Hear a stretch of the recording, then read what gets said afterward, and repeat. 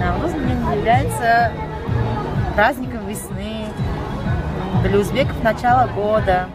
Во времена правления первого президента Узбекистана Ислама Каримова Навруз отмечался лишь один день. Традиционно это было 21 марта. В этом году указом Шавката Мирзиёева добавлены дополнительные выходные дни ко всем основным праздникам. В частности, Навруз впервые за годы независимости в Узбекистане празднуется целых 5 дней с 18 по 22 марта.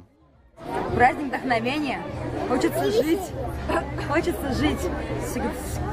Как бы сказать, просыпайся, не только природа, и человек просыпается после зимней спячки. Ташкентский молодежный марафон – одно из основных праздничных мероприятий. С раннего утра до полудня все центральные улицы и проспекты города были перекрыты для автомобильного движения.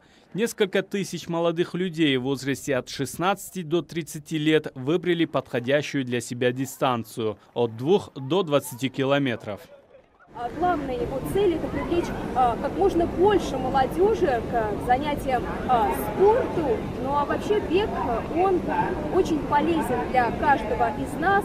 Традиционно главным угощением в Узбекистане в дни Навруза является сумаляк – блюдо из проросшей пшеницы. После ее толчения и добавления получившуюся массу растительного масла, сахара и воды, оно томится на медленном огне в казане до состояния легкого загустения. Процесс обычно занимает всю ночь. После приготовления сумаляк, как правило, бесплатно раздается всем желающим.